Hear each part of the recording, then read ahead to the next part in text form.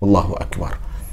Siapapun yang mencermati kehidupan para sahabat, para salafus salih, pasti dia akan mendapatkan betapa mereka berada dalam puncak rasa takut kepada Allah.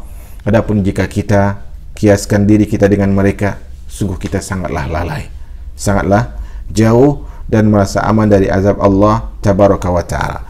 Karena itu kita lihat khalifahnya Rasulullah Abu Bakar As-Siddiq radhiyallahu anhu. Dia mengatakan, "Duhai, seandainya aku adalah sehelai rambut yang tumbuh di tubuh seorang mukmin." Itu harapan siapa?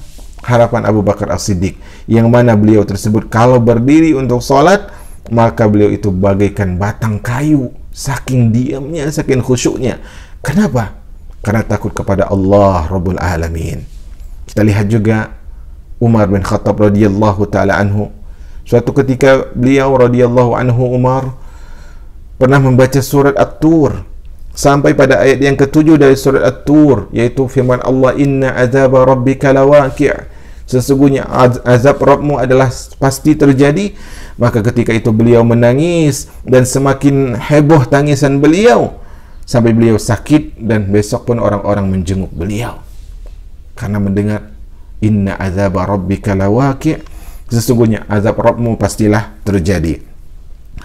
Kemudian Utsman bin Affan radhiyallahu taala anhu. Kita lihat Utsman bin Affan diriwayatkan beliau berdiri di depan kuburan, menangis sampai basah jenggotnya, dan jenggot Utsman itu panjang sekali jemaah, sampai menangis membasahi jenggot Utsman yang panjang. Kemudian Utsman mengatakan, "Seandainya aku ada di antara surga dan neraka, padahal aku tidak tahu di mana aku akan dimasukkan, sungguh aku lebih memilih menjadi abu sebelum aku tahu kemana aku akan dimasukkan." Subhanallah. Dan Ali bin Abi Thalib, kita lihat khalifah yang keempat. Ali bin Abi Thalib suatu pagi, ya, seusai melaksanakan salat subuh, dengan wajah yang muram, beliau membolak-balikan tangannya, dibolak-balik tuh tangannya. Maka Ali bin Abi Thalib mengatakan, "Sungguh aku pernah melihat para sahabat Rasulullah. Pada hari ini aku tidak melihat satupun yang menyerupai mereka." Di zaman itu sudah sedikit sahabat, sudah jarang ada di kota pemerintahan Islam. Sudah banyak para sahabat yang wafat. Di pagi hari beliau menyebutkan ini tentang kisah para sahabat. Kata beliau tadi apa? "Aku pernah melihat para sahabat Nabi, tapi hari ini aku tidak melihat lagi," kata beliau. Mereka tersebut, kata beliau, para sahabat itu di pagi hari nampak kusut, pucat, dan berdebu. Di antara dua mata mereka seperti ada lutut kambing, karena sholat malam tadi jamaah, menghidupkan malam hari. Mereka menghabiskan malam dengan bersujud dan berdiri membaca ayat-ayat Al-Quran. Gerakan mereka hanyalah antara kening dan kaki, yaitu berdiri, ruku, sujud.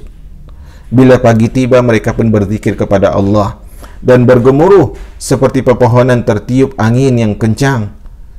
Mata mereka bercucuran air mata sampai pakaian mereka basah karenanya. Subhanallah.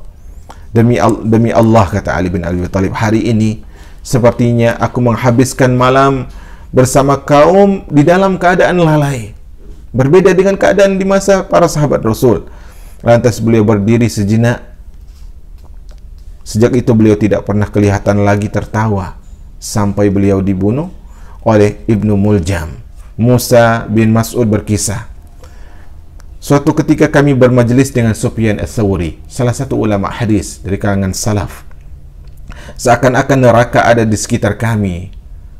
Yang demikian itu karena kami melihat betapa takut dan khawatirnya dia, jamaah. Perhatikan Sufyan Ats-Tsauri. Jamaah, kalau antum duduk sama antum nggak akan merasa antum berada di neraka Allah Jalla wa Ala.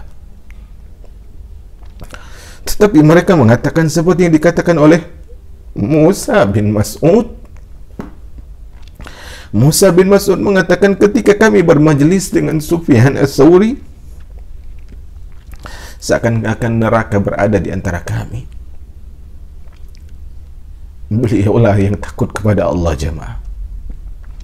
Nah, diri ini, kalau antum duduk sama diri ini, susah antum merasakan neraka itu ada. Karena jiwa ini sebenarnya bukan jiwa yang takut kepada Allah, Tapi berharap semoga Allah jadikan jiwa ini jiwa yang takut kepadanya Jalla wa'ala. Kemudian seseorang menggambarkan keadaan Hasan al-Basri. Dia mengatakan jika Hasan al-Basri datang, seakan-akan dia datang dari menguburkan teman karibnya. Takut akan diazab juga di alam kubur, karena dia mengetahui di alam kubur itu ada azab, ada siksa, ada azab kubur.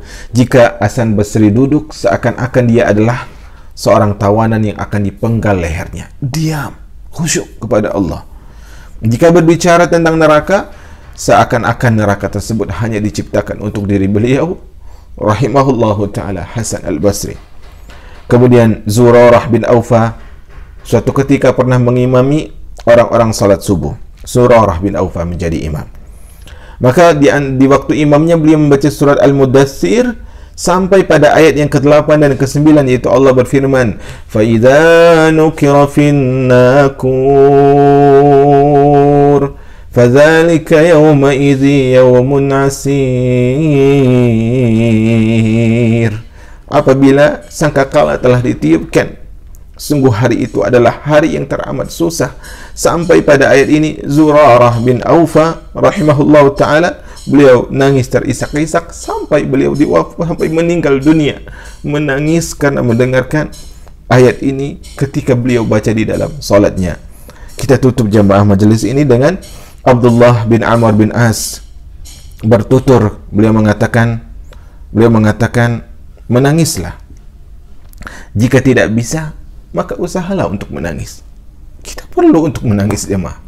Kalau kita tidak bisa menangis karena dosa-dosa kita, kalau kita tidak bisa menangis karena takut kepada Allah, maka berusahalah untuk menangis, paksa diri untuk menangis. Beliau mengatakan, demi Allah, jika salah seorang di antara kalian benar-benar memahami, jika salah seorang di antara kalian benar-benar mengerti, pastilah dia akan berteriak sekeras-kerasnya hingga hilang suaranya, dan akan sholat sampai patah tulang punggungnya, karena mereka memahami pedihnya neraka Allah Jalla wa'ala. Dan ternyata kita jauh dari para salaf, kita jauh dari seperti mereka. Kita berharap Allah kumpulkan kita dengan mereka di dalam syurganya yang penuh dengan kenikmatan, yang penuh dengan kemuliaan. Tapi apalah daya, jauh antara kita dengan mereka, jauh antara keadaan kita dengan mereka. Tetapi jangan pernah berputus asa. Allah masih berikan kesempatan. Allah masih berikan kepada kita kesempatan. Allah masih berikan kepada kesempatan. Allah masih berikan kepada kita kesempatan selagi hayat masih di kandung badan. Maka berjuanglah. Berjuanglah. Katakan kepada Allah, Rabbi, la takilni ila nafsi tarfata ain. Ya Allah, jangan Engkau serahkan diriku kepadaku walau sekejap mata saja. Kalau Allah biarkan kita bersandar pada diri kita, binasa. Qul huwallahu ahad, Allahus samad, lam yalid wa lam yulad wa lam yakul lahu kufuwan ahad. Allah tempat kita bergantung.